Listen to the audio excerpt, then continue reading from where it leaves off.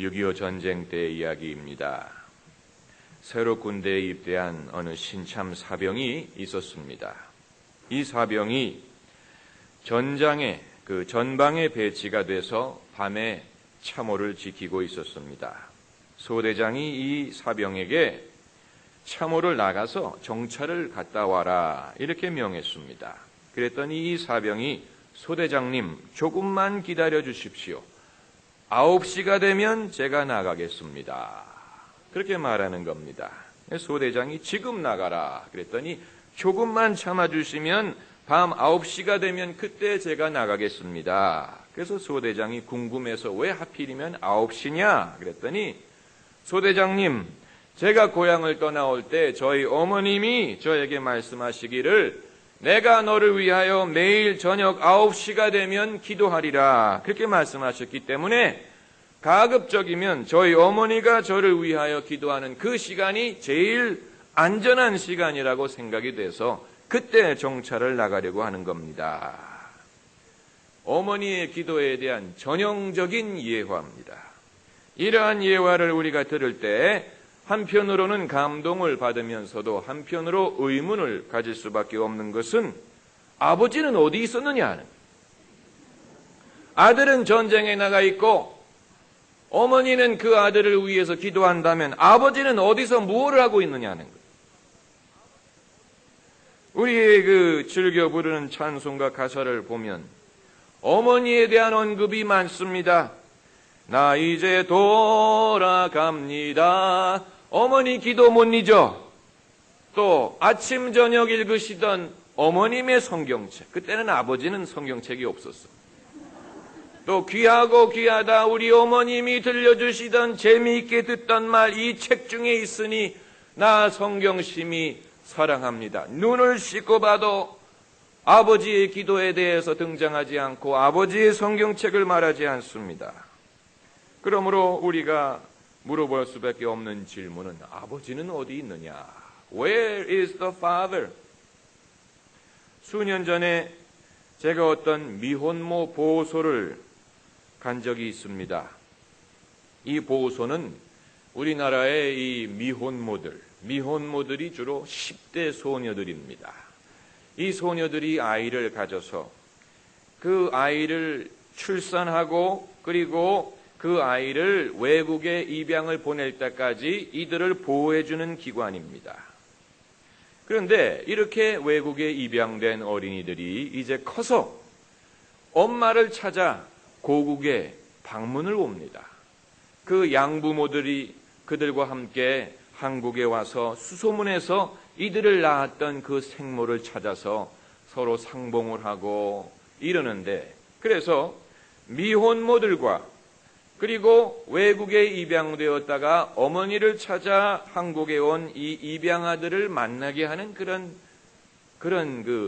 이벤트가 있습니다. 물론 이들의 생자녀는 아니죠. 왜냐하면 이미 큰 아이들이니까. 그러나 이 미혼모들의 입장에서는 내가 지금 외국에 입양 보내는 아이들이 장차 크면 이런 아이들이 되겠구나 하는 것을 간접적으로 볼 수 있는 기회가 되고 또 외국에 입양 갔던 자녀들의 입장에서는 우리 어머니가 나를 키우지 못하고 나를 외국에 보낼 수 없었던 입장을 이해할 수 있는 우리 어머니가 나를 낳았을 때 저런 모습이었겠구나 이런 것을 깨달을 수 있는 기회를 제공하는 그런 행사입니다. 그래서 아주 눈물겹고 눈물 없이는 볼 수 없는 그런 그 행사에 제가 참석해서 지켜보면서 마음속으로 한 가지 의문을 가질 수밖에 없었던 것은 이 자리에 어머니들도 있고 자녀들도 있는데 아버지들만 없어요. 원인 제공자가 있을 게 아닙니까? 아이를 갖는 것은 엄마 힘으로 되는 것이 아니고 아빠가 있어야 되는데 아빠는 어디 갔느냐?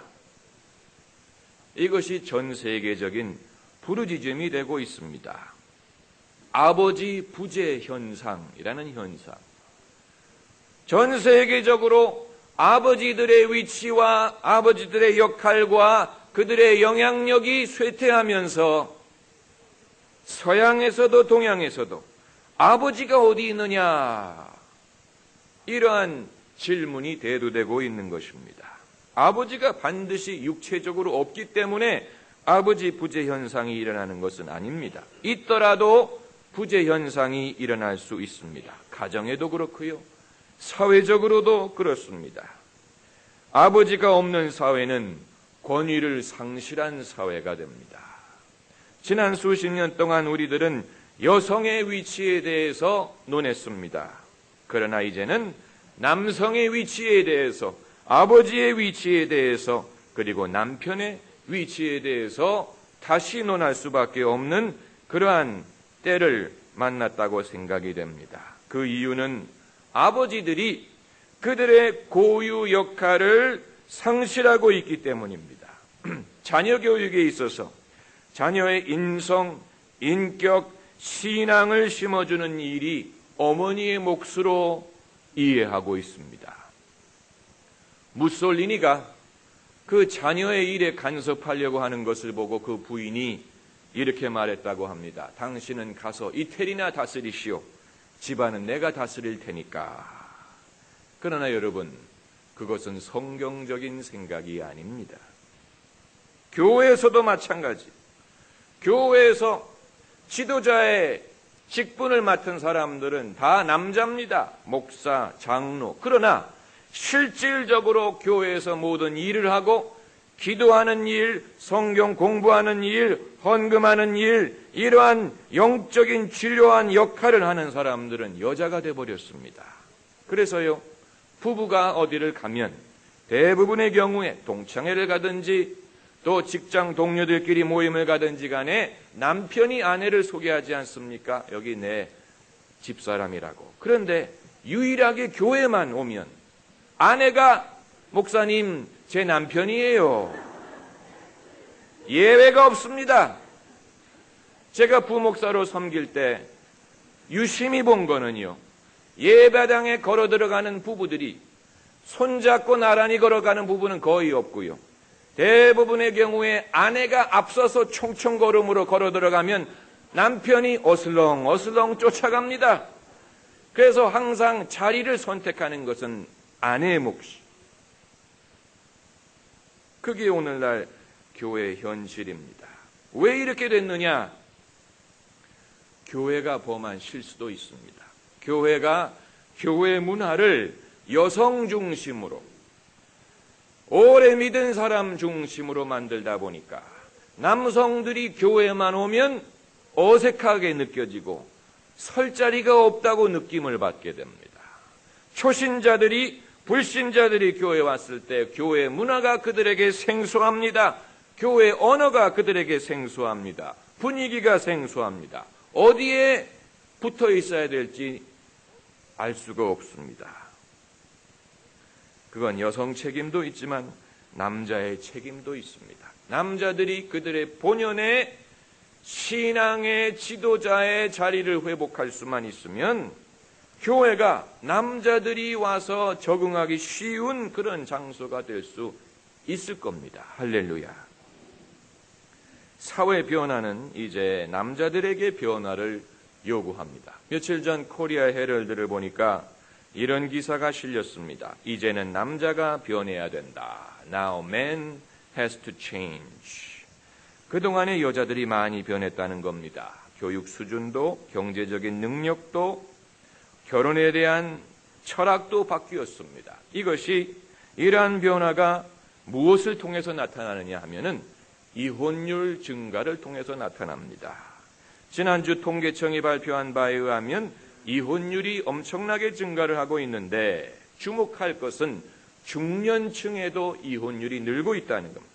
그래서 전체 이혼 여성 중에 40세 이상이 차지하는 비율이 31.6%다.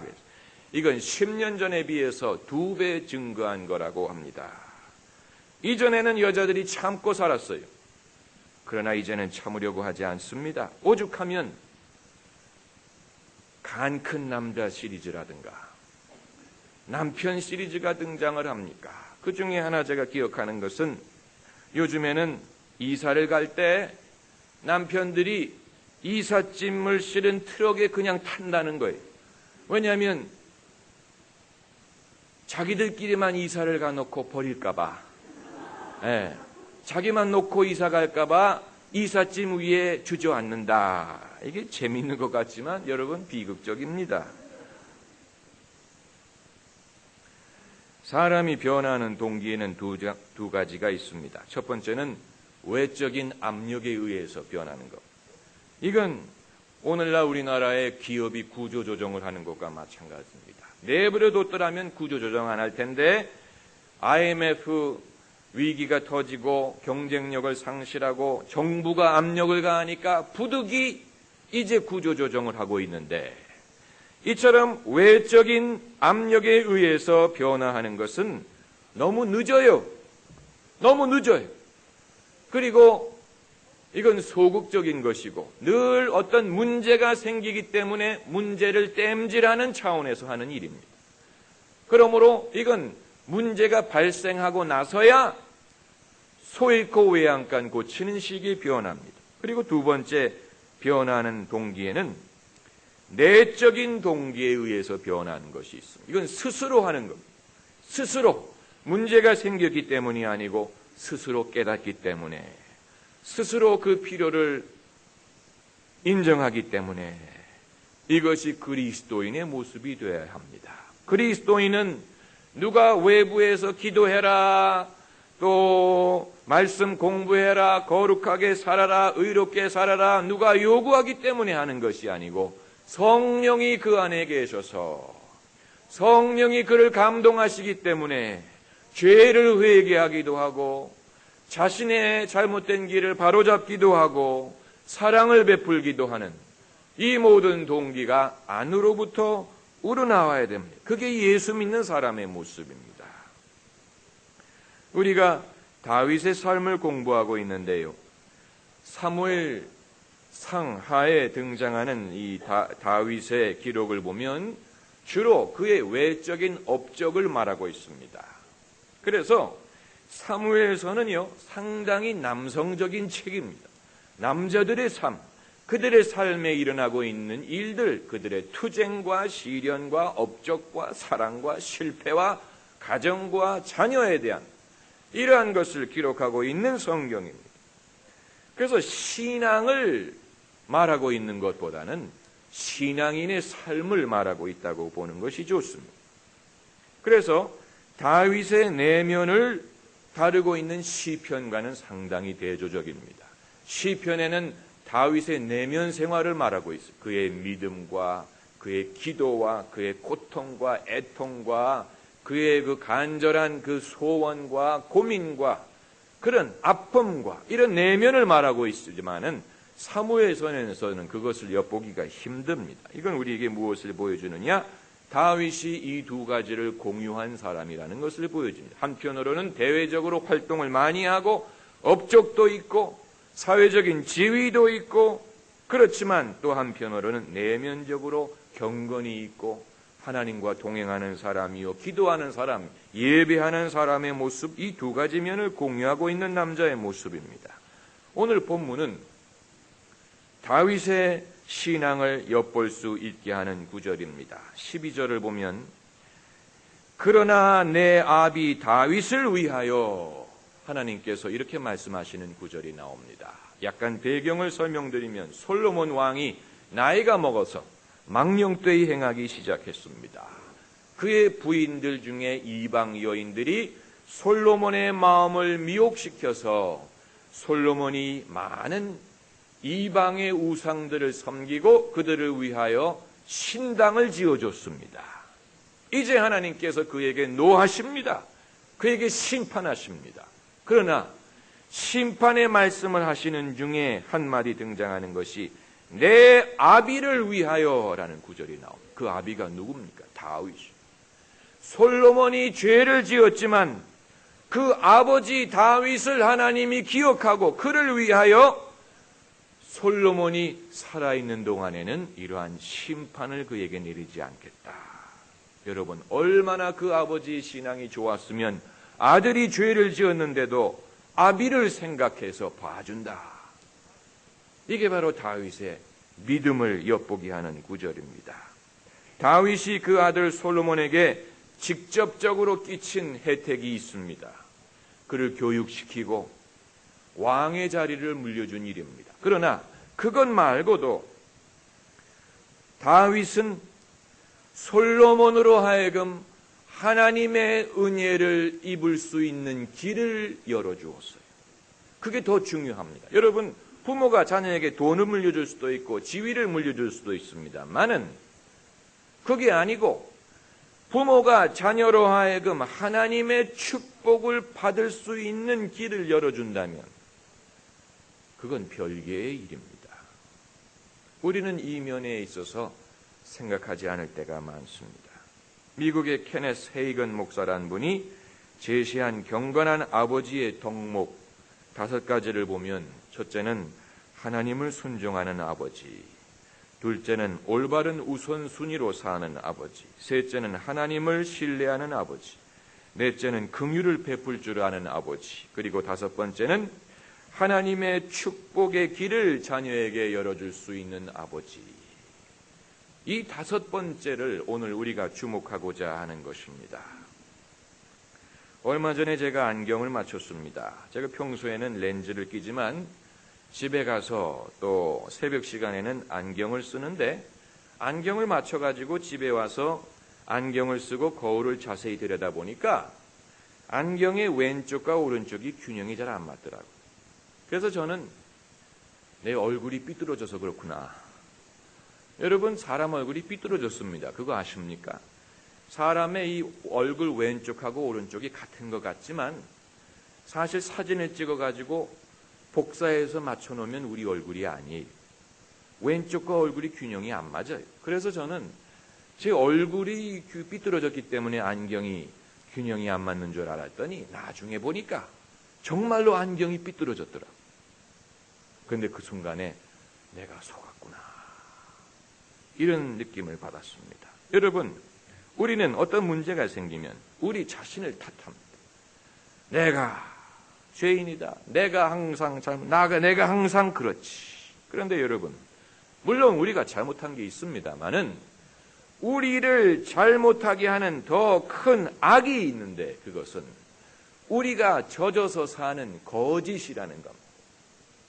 우리가 이 거짓 속에 거짓을 듣고 거짓을 마시고 거짓을 들으면서 살기 때문에 은연중에 그 거짓이 우리를 미혹합니다. 회개라는 게 뭔데요? 회개라는 것이 하나님, 제가 죽을 죄를 졌습니다. 제가 잘못했습니다. 이걸 인정하는 데서 끝나버리면 변화된다는 보장이 어디 있습니까? 잘못 사는 것, 그걸 인정하는 것도 중요하지만 잘 사는 법을 알지 못하는 상황에서 잘못 사는 것만을 회개하면 그걸 되풀이할 수밖에 없죠. 그러므로 진정한 회개는 내가 지금까지 잘못 생각한 것, 잘못 판단하던 것, 잘못된 가치관을 깨닫고 그것을 바른 생각으로 바뀌는 것이 그게 참된 회개예요. 그런 회개가 있을 때 비로소 변화가 가능한 거예요. 그렇지 않습니까? 우리는 사회에 가득 찬 거짓 속에 삽니다. 이 거짓은 여자도 속이고 남자도 속이고 어머니도 속이고 아버지도 속이고 자녀도 속이고 다 속입니다. 예수께서 말씀하시기를 마귀는 거짓말하는 자요 모든 거짓의 아비니라. 우리가 변화하기 위해서는 지금까지 내 삶을 주장하고 있던 거짓을 찾아내야 됩니다. 내 생각 속에 침투한 거짓, 사람을 볼 때, 남편을 볼 때, 자녀를 볼 때, 인생을 볼 때, 하나님을 볼 때, 교회를 볼 때 우리의 판단을 흐리게 하는 거짓이 있습니다. 그것을 꺼집어내지 않고는 우리 인생이 변화할 수가 없습니다. 이 거짓을 물리칠 수 있는 유일한 길은 하나님의 진리를 배우는 길입니다. 할렐루야. 진리를 알지니 진리가 너희를 자유케 하리라.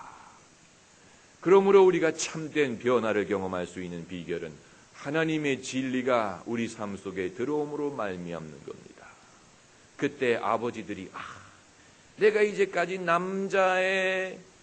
이 남자의 어떤 그 참모습에 대해서 잘못 생각하고 있었구나. 여자의 참모습에 대해서 잘못 생각하고 있었구나. 이걸 깨달아야지 변화가 일어날 수 있는. 무엇이 남자를 남자답게 만듭니까?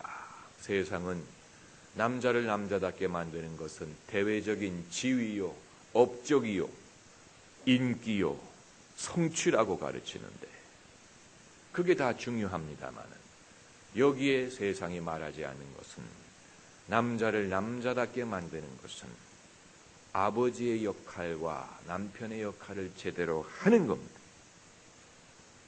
영화가 위대한 영화가 되게 만드는 것은 그 영화에 기억할 만한 장면이 많이 있어야 된다는 것이고 또 하나는 기억할 만한 대사가 많이 있어야 된다는 건데요. 영화 대부라는 영화는 이 두 가지 면을 다 갖췄어요. 아주 기억할 만한 그런 명장면이 많아요. 예? 그리고 기억할 만한 대사가 많은데 그 중에 하나가요. 그 주인공이 자기의 대자죠. 에게 하는 이런 말을 하는 장면이 있습니다. 남자는 자기의 가정을 돌보지 않는 남자는 남자가 아니다. 그런 말. A man who doesn't take care of his family is not a real man. 맞습니다. 엄마만이 교회 다니는 것보다는 아빠가 교회를 같이 다니는 것이 중요합니다.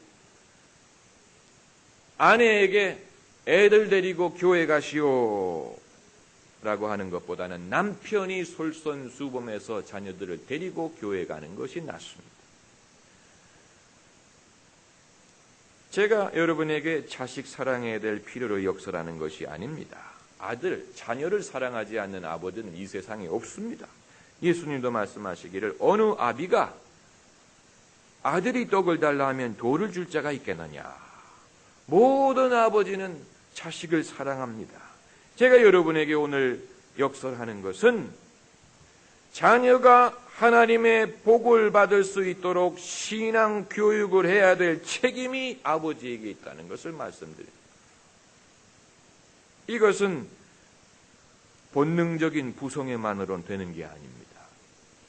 의도적인 노력이 필요합니다. 아버지 자신의 믿음과 신앙적인 변화가 필요합니다.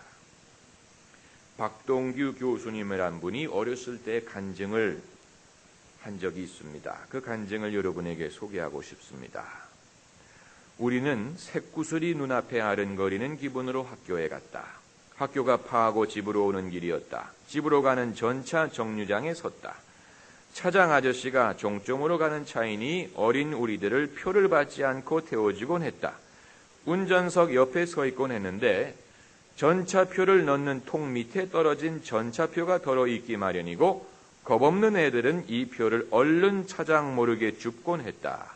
어느 날 아버지가 이것을 보시고 오셔서 나보고 특별히 머리를 만지며 너도 표를 줍고 싶겠지만 그것은 좋지 않은 짓이니 하지 말아라 하고 일러주셨다. 그런데 새구슬을 본 그날 하굣길에 전차를 타고서는 여느 날과 달리 운전석 옆에 아이들과 서 있게 된 것이다. 이렇게 전차표 줍기를 보름 가까이 해서 겨우 나는 20장을 모았다. 이 표를 들고 큰아이들이 가르쳐준 가게에 가니까 새구슬 하나를 주는 것이었다. 며칠 후 방바닥에 엎드려 구슬을 쥐고 만지작거리고 있었다. 아버지가 너 손에 있는 게 뭐냐? 펴봐라 하셨다. 구슬이 유난히 반짝이고 있었다. 아버지는 내 귀를 잡더니 어디서 났어 하셨고 나는 전차표를 모아 바꾼 것임을 고백했다. 아버지는 두 말도 하지 않으시고 내 손을 잡고 집 밖으로 나가 한강 두구로 가시는 것이었다. 강가 모래사장에 와서 걸음을 멈추고는 모래바닥에 무릎을 꿇고 엎드리셨다. 나는 너무 놀랐다. 뒤를 보니 어머니가 저편에서 우리를 보고 계셨다. 아버지는 큰 소리로 기도를 하시는 것이었다. 나도 모르는 사이에 모래에 엎드렸다. 그때 아버지의 기도 소리가 들렸다. 하나님, 제가 잘못 가르쳤습니다. 용서해 주시옵소서. 나는 고개를 들어 둘러보았다. 어머니가 아버지 곁에 꿇어 앉아 함께 기도를 하고 계시는 모습이 보였다. 어린 날 부모가 캄캄한 한강 모래사장에서 무릎을 꿇고 엎드려 계시던 모습의 뒤편에는 나는 초롱초롱한 하늘에 잘못한 것을 용서해 주시고 새롭게 바른 길로 살 수 있게 해주시는 주님을 볼 수 있었던 것이다. 어머니의 기도가 아니고 아버지에 대한 기도의 간증입니다. 이러한 기도가 자녀를 감동하지 않는다면 무엇이 자녀를 감동시키겠습니까? 하나님 앞에서 우리가 자녀를 잘 가르쳤다고 자부할 수 있는 부모가 과연 몇 명이나 있겠습니까? 다윗의 아들 솔로몬도 범죄를 했는데, 그러나 부모의 실수를 통해서라도 자식이 하나님의 은혜를 엿볼 수가 있다면, 그래서 더 하나님께 가까이 갈 수 있다면 부모의 믿음은 헛되지 않을 것입니다. 제가 수년 전에 어느 교회 초청으로 남선교회 헌신 예배 설교를 하러 갔는데요. 아버지의 이 영적인 책임에 대해서 설교를 했습니다. 예배가 끝날 때 그 교회 담임 목사님이 축도를 하시면서 이렇게 기도를 하시더라고요. 모든 남편과 아버지들 위해, 그리고 이러한 남편과 아버지가 없는 가정 위에, 이 말을 덧붙이는 것을 듣고 제가 깜짝 놀랐어요. 그리고 그 순간에 내 설교가 적용되지 않는 사람들이 있었구나, 이것을 깨달았어요. 여러분, 남성의 역할이 얼마나 중요합니까? 그러나 때로는 그러한 남성이 없는 이들도 있습니다. 그런 남성이 없는 가정들도 있더라는 겁니다. 그래서 하나님은 과부의 재판장이요 고아의 아버지다 그랬어요. 예수님은 우리의 신랑이었어요. 그러한 남성이 우리 가정에 있다면 축복이지만 그렇지 않더라도 하나님께서 우리를 지켜주시고 빈 공간을 메꿔주실 줄 믿습니다. 기도하십시다.